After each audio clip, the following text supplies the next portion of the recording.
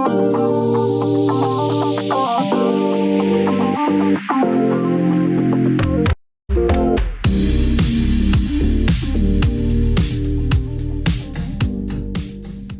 boa tarde, você, meu amigo, minha amiga, telespectador da TV Cultura Litoral, telespectador do programa No Salto, mais um bate-papo incrível com assuntos extremamente relevantes e atualíssimos, com aqueles convidados que vocês adoram e depois vocês mandam mensagens. Cris, que programa legal! O Gustavo Gottfried, que é o CEO do Grupo Acta Motors, esteve conosco já em outras oportunidades, está novamente aqui. Bem-vindo, Gustavo Gottfried. Obrigado pelo convite, Cris, sempre um prazer e uma honra estar aqui com você. Gustavo Gottfried, titular do Grupo Acta Motors, eu tive que escalar o camisa 10, porque hoje eu recebo aqui no programa Oswaldo Ramos. Oswaldo Ramos, um operador do ramo automotivo, esteve à frente aí de grandes marcas, esteve à frente da Ford, do Grupo Stellantis, foi o CEO que trouxe para o Brasil a GWM, a Great Wall, essa operação tão importante que está fazendo muito sucesso, um grupo chinês, e hoje ele é especialista de veículos chineses, dessas operações gigantescas. Hoje nós temos atuando no Brasil 9 marcas chinesas e o Oswaldo hoje é mais do que um consultor. Ele faz aquela curadoria para os empresários nas marcas que valem ou não vale a pena, porque é um mercado muito complexo, né? De um país que tem um capitalismo de Estado, vamos dizer assim, né, Oswaldo? Que tem um capitalismo de Estado e você tem que fazer aquela conta para no final da linha ver se vale ou não a pena. E o Oswaldo Ramos é essa pessoa que vai, né, dar todas as dicas. O Oswaldo está com a gente num grupo e ele dá aquelas aulas, né, para os incautos que leem dois parágrafos e acham que já sabe alguma coisa. Oswaldo, muito bem-vindo, é um prazer tê-lo aqui. Nós estamos hoje, mês de junho, até pesquei aí alguns indicadores para começar o bate-papo.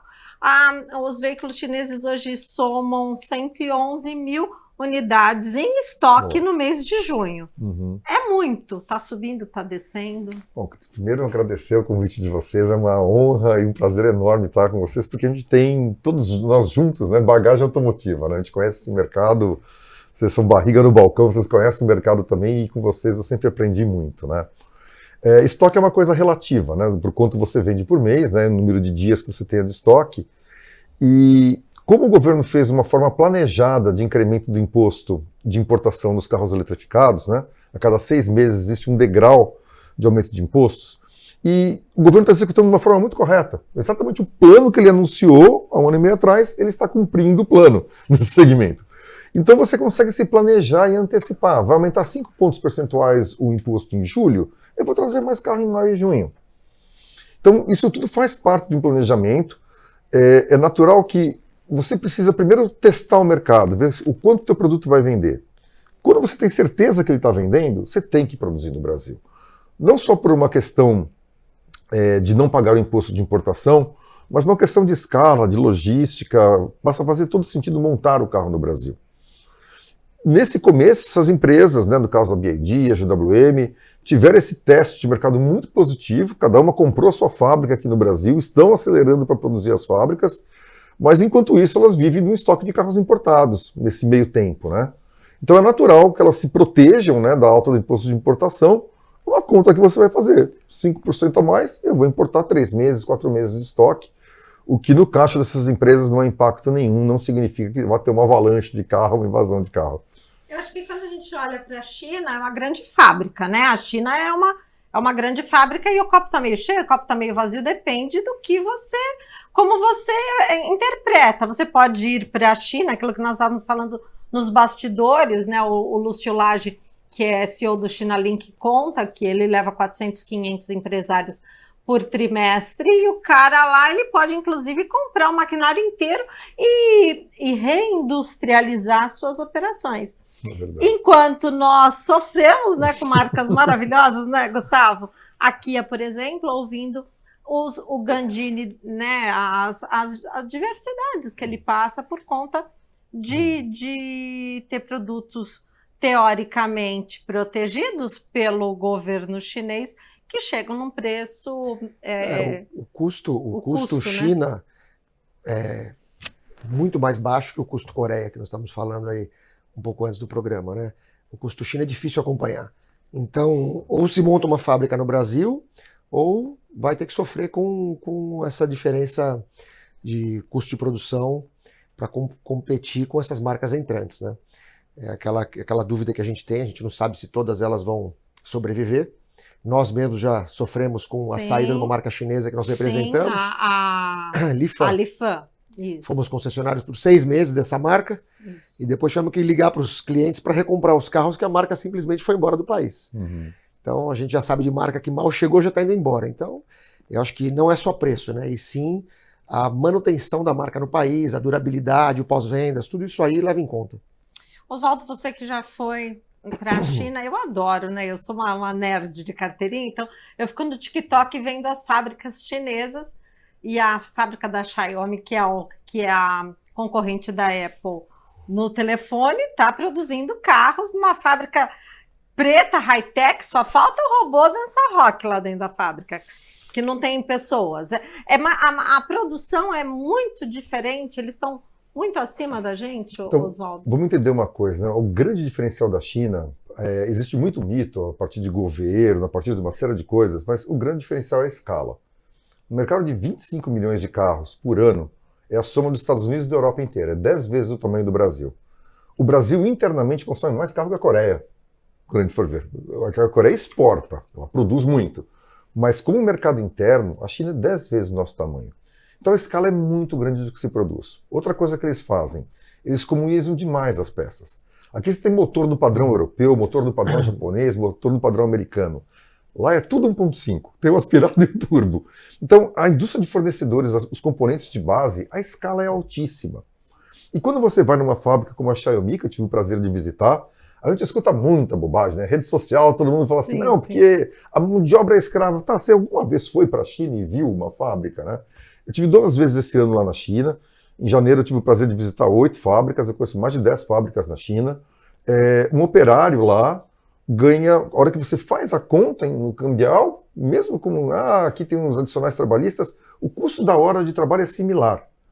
O que tem é muita escala. Por ter muita escala, várias operações compensa você fazer automação. Então, os processos iniciais de armação da carroceria, a Xiaomi é uma coisa extraordinária. Eles fazem um casting, né, uma fundição em alumínio, todinha automatizada, e junto com os robôs... Bonito de ver aquilo, né? É uma coisa... Eu sou engenheiro industrial, eu conheço fábricas no mundo inteiro. É espantoso ver aquilo. Então, realmente, a carroceria arma todinha para o robô, solda todinha para o robô, e você só vê gente na manutenção, andando em todos os corredores. Uma distribuição de peça tem robôzinho. Pintura, tudo robotizada. Mas quando chega para montar o carro, não tem jeito. Tem gente sim. Os filmes aparecem, né, no YouTube e tudo mais, só mostra a parte automatizada. Sim. Que é a parte que você precisa de muita precisão, e quando você tem muita escala, é uma coisa geométrica que você faz. Mas a linha de montagem, sim, tem montadores e montadoras que ganham uma hora de mão de obra muito similar à nossa. O custo é menor porque tem escala, e não é escala em commodity, não é escala de produzir aço, é escala em tecnologia, que eles realmente investiram muito, e isso dilui demais. O que para nós custa muito caro, que é o opcional, lá é padrão. Lá vende para 25 milhões de carros por ano. Gustavo, a gente está vendo essa avalanche, né? Eu gosto de concorrência, acho que quanto mais concorrência, mais nós teremos que nos aprimorarmos, porque senão você fica dormindo no pudim. Você tem que ter, né, um espetinho ali para ser melhor. Mas as nossas operações, quando a gente olha para Peugeot, Citroën, para Ford, para Chevrolet, eu acho que as tradicionais são as que mais... As operações estelantes não estão sentindo muito, pelo menos na Peugeot e na Citroën. Mas você vê ali, quando você vê o ranking, a Chevrolet apanhando bastante, a Volkswagen também apanhando bastante, a Ford se mandou, tá só com os importados, né? Não está sentindo nada. O que você acha que vai chegar nos carros menores também? Eu entendo que quem tem mais market share está mais suscetível a perder. Como o market share da Peugeot Citroën é um market share ainda relativamente pequeno, Sim. os concessionários têm que fazer um trabalho para não deixar perder nada, porque qualquer coisa que perca faz muita falta. Aí você pega uma GM que chegou a ter 20% de market share, hoje tem a metade disso. Eu acho que deixou escapar pela mão, erros de projeto, essa questão agora que deu com o Onix e com a Tracker, isso deu uma arranhada na imagem de marca, e isso dá brecha para os concorrentes entrarem. Não é isso, Oswaldo? Verdade. Qualquer brecha que hoje uma marca tenha, ela abre a porta para o concorrente entrar, sendo uma novidade, ainda não tem um histórico para ver se o produto realmente é bom, e o brasileiro gosta de novidade, o brasileiro é novidadeiro. Então muitas vezes ele fala, ó, esse produto aqui eu já sei que não é tão bom, vamos tentar o outro para ver se é melhor. Mesmo não tendo certeza disso, ele acaba arriscando.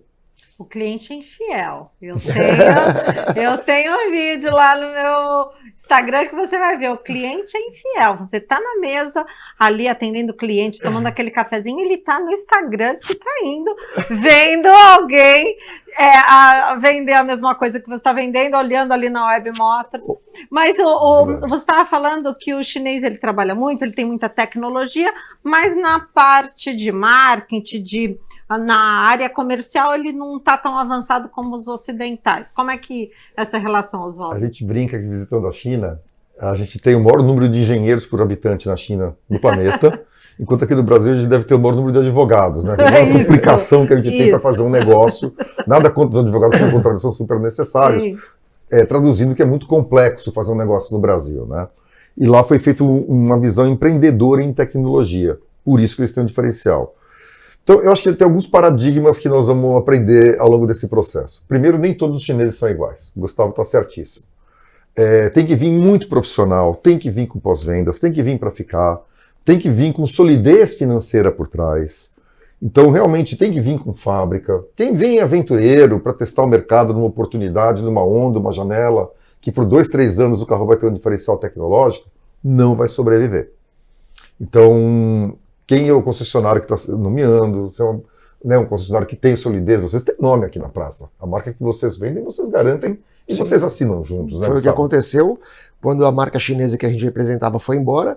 Eu liguei para todos os clientes e falei, olha, eu te vendi um carro há 3 meses atrás que essa marca não vai estar no Brasil. Mas nós, como representantes e como temos um bom nome a zelar, você quer trocar o seu veículo por outro da nossa marca?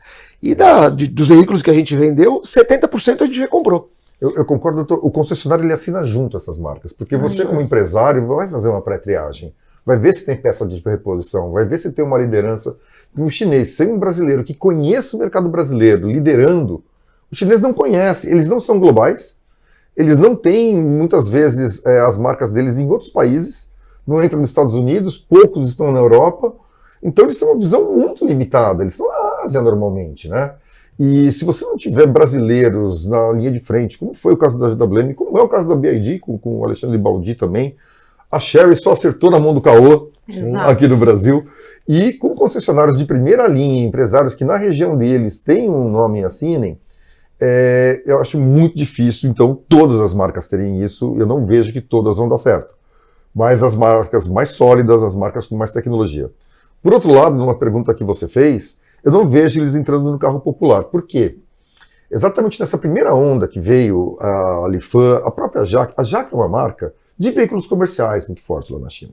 No carro popular ela não é tão forte. Então, esses carros que o único diferencial era o preço, esses carros mais básicos, mais baratos, quando eles foram competir, eles viram que no preço você vai abaixo do teu preço também, você tem um carro tradicional, se aí você tem um carro da Peugeot para vender, você pôs no preço do chinês um carro igual de tecnologia, eu vou comprar o Peugeot, eu vou comprar o Citroën, por que eu vou comprar uma marca desconhecida? Agora, se o chinês traz no mesmo preço muito mais tecnologia e a marca tradicional não tem a tecnologia, ou não investiu no Brasil para ter a tecnologia disponível aqui, aí o chinês vai ganhar espaço em cima dessas marcas. E é notável, né? É surpreendente. A troca, os carros assim na faixa de R$200 mil, é Jeep, Toyota, Volkswagen entrando, muito Jeep. Mas não é culpa da Jeep. é que mais de 50% dos SUVs médios do Brasil são Jeep. Então é normal que vai trocar Jeep. Tem uma migração. A surpresa que a gente teve num carro de alta qualidade, muita tecnologia, é entre as versões mais básicas de BMW, Audi e Volvo, 30% da troca. Porque o carro tem mais tecnologia do que o carro alemão. Quando você dirige, você fala, não é possível um negócio desse. A bateria é maior, a parte do plug-in híbrido funciona muito melhor o software deles do que o europeu. Porque o que o europeu fez? O europeu entendeu que o híbrido, o plug-in híbrido, era uma tecnologia de transição para o carro elétrico. E não investiu no carro híbrido. Só investindo no elétrico. Estão tendo que recuar. O chinês investiu nas duas tecnologias, no híbrido e no elétrico. Então tem clientes de perfil de uso que é mais apropriado o híbrido e tem perfis urbano, no caso, que é mais apropriado o elétrico. Uso do cara. E o chinês consegue ter um diferencial de tecnologia. Então eu não vejo o chinês conseguindo entrar, algumas marcas estão insistindo, vão lançar carro a gasolina, do meu ponto de vista não vão ter sucesso, porque onde você vai brigar? Onde tem 2 ou 3 brigando e o mercado vai crescer, ou onde tem 12 brigando e o mercado vai diminuir? É verdade. É verdade, a gente vai. O papo tá maravilhoso, né? O tempo de você tomar uma aguinha e a gente já volta logo depois do intervalo.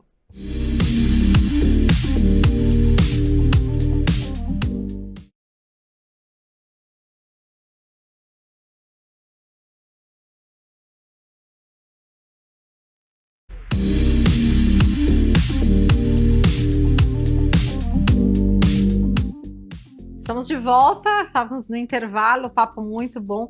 Gustavo Gottfried, titular do grupo Acta Motors, e Oswaldo Ramos, especialista em operações de veículos chineses. Oswaldo, um operador automotivo aqui, esteve à frente da Great Wall, à frente da Ford, da Peugeot, muitos anos no segmento. Hoje ele está como consultor de milhões e nós estávamos falando justamente da diferença, como mudou com o e-commerce, como mudou tudo rápido, né? Depois da pandemia. Tá sensacional, você estuda em casa e atende o cliente ali no lead, é tudo muito diferente. A Cris Aragoni ficava nas páginas amarelas, hoje a turminha não sabe nem o que é isso. Tem que ir para o museu para saber o que é páginas amarelas. Retomando, Gustavo, as concessionárias você acha que vão virar drive-thru ou o cara vai lá para negociar, sentar? O que você acha? Eu acho que a negociação de valores, ela pode ser, e hoje acontece muito online, né? A gente recebe lead que o cliente fala, olha, se não me der o preço do meu carro e quanto que é a diferença, eu nem vou até aí. Então a negociação ela existe de forma online, mas eu não acredito que o consumidor brasileiro vai abrir mão de um test drive, de sentir o cheiro do carro novo antes de comprar, de encostar no carro, e a questão do pós-vendas também, né? Então as concessionárias elas vão continuar, talvez o showroom diminua um pouco, ter um modelo de cada para efetivamente ter test drive. Eu acho que a venda online, montadora, cliente final cada vez maior, para o custo de estoque. Hoje você tem uma infinidade de modelos, de cores, de opcionais, que acaba inviabilizando o concessionário para ter o estoque inteiro pronto entrega, como tem nos Estados Unidos, que você vai naquelas big dealers, o camarada tem 1000 carros no estoque lá, o cliente passa, eu quero banco vermelho, roda preta, teto amarelo, quero esse, põe a placa e vai embora. Carro ocupa espaço, né? Ocupa espaço, então você tem que ter grandes terrenos para alocar o produto que você está vendendo, que ocupa espaço. Então é uma operação eu ainda acredito cara, muito, né, na concessionária como uma negociação de humano para humano. A negociação, vamos dizer, a parte comercial, ela acontece muito de forma online, mas eu digo, a tradição do bem, que é o cliente ir na loja, pegar um carro, deixar outro, isso não acredito que tenha prazo de validade. Oswaldo, 2 perguntas. Lá na China é humano para humano, como aqui? E a parte de estrutura, nós estávamos falando a respeito dos carregadores nos prédios, né? Existe hoje, os carros têm maior autonomia, né? Tem autonomia bem interessante, alguns com 1000 quilômetros ou mais. E no seu feeling, o veículo híbrido regenerativo é o veículo mais adequado para se consolidar? O que você acha? Vamos falar das lojas primeiro, então. Vamos lá. A loja, eu concordo totalmente com o Gustavo, a loja é o ponto de experiência. Talvez vai ter menos lojas, não precisa de tanta loja na mesma cidade, uma grudada na outra. Sim. É desnecessário tanto prédio assim, de concessionária, prédios caros, né, que a gente tem, que acaba dando no custo de distribuição do carro, né? Mas o espaço da experiência, ele sempre vai existir. No caso, quando a gente implementou a GWM, e também nas próximas marcas que eu estou trabalhando para trazer, não é que o digital substituiu o atendimento humano. É que a gente quis dar as duas opções para o consumidor, e a etapa que você quer fazer digital, você faz, e quando você precisa, ou você quer, você tem a loja de referência. E é exatamente o que o Gustavo falou, o test drive ele vai acontecer. Então, muita gente, o que foi o Mercado Livre? Foi organizar uma fila, porque senão a gente ia perder o controle, porque começou a ter muito pedido antes de ter carro disponível no Brasil, com a divulgação de pré-lançamento que a gente fez. E muita gente deu R$9.000 no Mercado Livre de sinal, sabendo que o dinheiro estava no Mercado Livre, e se você desistisse da compra, em 24 horas o dinheiro estava de volta na tua conta. Foi uma credibilidade. Eu não estou dando dinheiro para alguém desconhecido. Eu pus no Mercado Livre o dinheiro, o Mercado Pago vai me devolver isso aqui. E todo mundo foi fazer test drive. Senão ia pegar o dinheiro de volta. Então deu mais de 90% de conversão, o que é altíssimo. Eu nunca vi uma conversão dessas, porque o produto era muito bom. Mesmo assim, teve a desistência e devolveu o dinheiro automático para quem não quis. Agora, deu fila para fazer test drive. Fiz uma frota enorme de test drive. Tem que emprestar carro, tem que ter test drive. E tem um papel do concessionário que é fundamental. É diferente de outros países, é muito diferente da China. Na China, o cara usa o carro até acabar. Aqui, não. O carro zero custa muito caro. Muita gente só pode comprar o carro usado, não pode, e prefere comprar um usado bem equipado do que um zero pelado. Está acabando aquele carro popular pelado. Sim. E comprar uma empresa que dê um respaldo. Com tanta bagunça no mercado, é melhor eu comprar e vender aqui no concessionário que eu confio. Então, o concessionário, ele assina junto à marca, ele tem a parte da experiência, ele faz a compra do usado, que é parte do pagamento, não tem jeito. Você, não, eu vou vender carros de menor valor agregado, vou tentar vender o mesmo. Beleza, você vende. Agora, você vai vender um carro zero de R$300.000, o teu usado é difícil de vender. Você publica lá na internet e ele não vende. Exportation vende rápido. Cheque aportador. Quem vende rápido? Quem sabe vender. Sim. Quem paga bem no carro, porque é um concessionário, e ele tem mercado para vender seminovo também. Tem a fila então, existe um valor agregado muito grande do concessionário, que foi mantido, no caso da GWM, na implementação, como opção para o cliente. E no final, todo mundo dá uma passada na concessionária. Teve gente que deu um sinal no Mercado Livre, o concessionário ligou e falou, o senhor precisa de alguma coisa? Não, não preciso de nada. Teve. No lançamento, no começo, você tem. Mas não é o normal. Né? O normal, realmente, a pessoa vai fazer o financiamento, vai fazer entender as opções de financiamento, avaliação do usado, test drive, e tem esse contato humano que conta muito com uma equipe treinada, que conheça uma tecnologia. A gente precisou conscientizar que o vendedor não tinha que fazer preço. Ele tinha que explicar a tecnologia primeiro, que você não sabe o valor agregado. E o preço era único, uma coisa que eu, sinceramente, achei que nunca ia funcionar no Brasil, mas é igual você comprar um Apple, um iPhone no site da Apple. O preço é esse daqui, o que vai variar, o concessionário tem que pagar teu usado. O concessionário tem que ter experiência e fôlego, né, para ter a sua operação de usados. Então, sim, eu acho que o concessionário ele agrega muito valor, não vai deixar de existir. Ele pode ter um raio de atuação maior, ele pode prestar serviço remoto, né, com plataforma, você leva e traz o carro. Então você está aqui em Santos, você pode atender o litoral inteiro, você pode atender até a região do ABC de São Paulo. Eu acho que você vai ter menos prédio e mais serviço, mas não deixe de ter entidade que faz o comércio na ponta, que agrega muito valor do meu ponto de vista. Tá?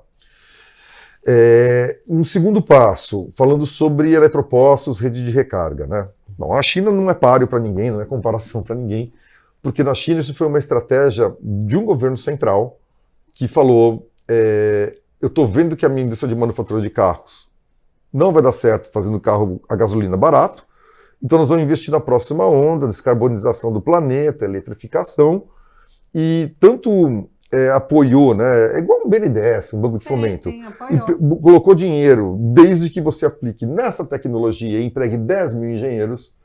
Os empregos gerados não é um monte de engenheiro, exércitos de engenheiros desenvolvendo tecnologia e também na infraestrutura. Então você tem uma rede de carregadores rápidos em todo lugar. Pra vocês terem uma ideia assim, do que é a infraestrutura pública lá, a gente viu recente, inclusive, a notícia da BYD com um carregador em 10 minutos para um carro. É incrível, né? E aí todo mundo vira e fala, isso não existe, não tem como transmitir essa energia, gente. Viaja e vai ver as soluções. Sim, tem. Custa caro? Custa. Tem investimento por trás? Tem. Tem dinheiro do governo estrategicamente emprestado barato, sem juros, para fazer isso? Tem, por isso que inviabiliza. Mas foi uma estratégia central que teve. Pra vocês terem uma ideia, um carregador doméstico tem 7, 11 kW. Um carregador de carga rápida, corrente contínua, as concessionárias GWM têm 60 kW. Um concessionário da Audi, da Porsche, 150 kW. O Volvo também tem um bom carregador. Mas deve ter o quê? 60 carregador rápido desse numa marca Volvo, por exemplo. Chega uma marca chinesa aqui no Brasil, com um produto novo, fazendo estudo de mercado com a gente, e fala, não, eu vou embora. Eu preciso de um carregador no mínimo de 300 kW. E você encontra com frequência isso na China. E tem solução de tecnologia, sim, para ter carregador de 300 kW. Então, essa infraestrutura pública que lá foi vencedora e permitiu que as pessoas comprassem o carro eletrificado, não é a solução para o Brasil. Acho que o governo brasileiro tem outras prioridades do que fazer no orçamento dele do que fazer eletroposto para quem compra carro 0 km. Fazer a estrada primeiro, para depois o eletroposto. Não, tem tanta prioridade de infraestrutura, precisa acertar portos, tanta coisa que a gente precisa para a economia girar, né? Por outro lado, o Brasil é um país muito interessante para a eletrificação, por quê? A gente produz muita energia renovável, nossa matriz energética é 80% limpa, a um custo baixo, a energia elétrica custa, para você rodar o quilômetro, 4 vezes mais barato, 1/4 da gasolina, né? E se eu fizer um investimento no equipamento, num eletroposto, num carregador rápido, eu posso vender por um preço maior, porque a energia custa barato. E ainda assim vai ficar muito mais barato que a gasolina. Eu vou fazer pela metade do preço da gasolina. Então, tem espaço para investidor criar eletroposto, agora tem que fazer a conveniência, onde o cliente vai ficar, tem que fazer carga rápida. Esses carregadorzinhos que tem em shopping, que precisa de 7, 8 horas para carregar um carro, ninguém fica 8 horas dentro de um shopping. Isso não faz sentido um negócio desse. E não é isso que é infraestrutura de eletrificação. Tem o residencial, que para alguns casos resolve. Teve toda a discussão agora com o Corpo de Bombeiros sobre normas e se concluiu que precisa de jato d'água, sprinkler e exaustão em todas as garagens de novas edificações no estado de São Paulo. Tem ela carro elétrico ou não, porque o carro a gasolina também pode pegar fogo e precisa da mesma exaustão, mas isso são para prédios novos, né? Mas para prédio atual existe um padrão, a BNT, que você vai fazer a instalação, tem que ter uma RT, tudo certinho, e você tem o wallbox em casa. Mas, eu tenho uma vaga rotativa no meu prédio, não tem uma vaga fixa, não tem como botar o carregador. O prédio não quer colocar um carregador comum para todo mundo. Então, cada cliente tem um perfil. Quem não tem o wallbox em casa, hoje não existe uma rede pública que você carregue rápido o carro. Não existe, não adianta confiar. Ele é um carro de uso urbano que dorme em casa, carrega na tua casa, do lado da tua casa, se você tem acesso ao wallbox. Se você não tem acesso ao wallbox, compra um híbrido pleno, um híbrido autorrecarregável. E é muito louco, a GWM oferece as duas tecnologias, e quando eu lancei, eu falava para as pessoas nos vídeos, se você tem um wallbox em casa, você compra um plug-in híbrido. Você vai sair feliz todo dia com a bateria carregada. Se você não tem um wallbox em casa, compra o HEV, o híbrido pleno autorrecarregável. Então, o cara é maluco? Ele está oferecendo para eu comprar o carro mais barato. Custava, no lançamento, uma diferença de 50 mil reais. Por quê? Eu prefiro ter um cliente satisfeito. Lógico. Que fale bem do produto e venda o boca a boca, do que um cara que compra o carro errado e sai falando que o carro não presta. Exatamente. Né? Pessoal, que aula, hein? Não há tempo para mais nada. Que aula, né, Gustavo? Muito bom, muito bom. Já vou atualizar meu HD aqui. Não há tempo para mais nada, só para agradecer aqui os nossos convidados. Oswaldo, uma honra tê-lo aqui. Foi uma delícia o bate-papo. Gustavo, muito obrigado mais uma vez por participar. Estar aqui. E você de casa, sempre nos acompanhando. Um grande beijo. Fiquem com Deus. E semana que vem tem mais.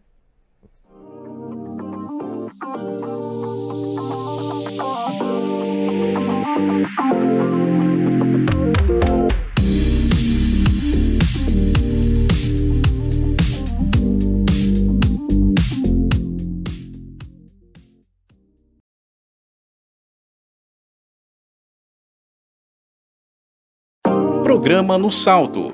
Oferecimento: Grupo Acta Motors.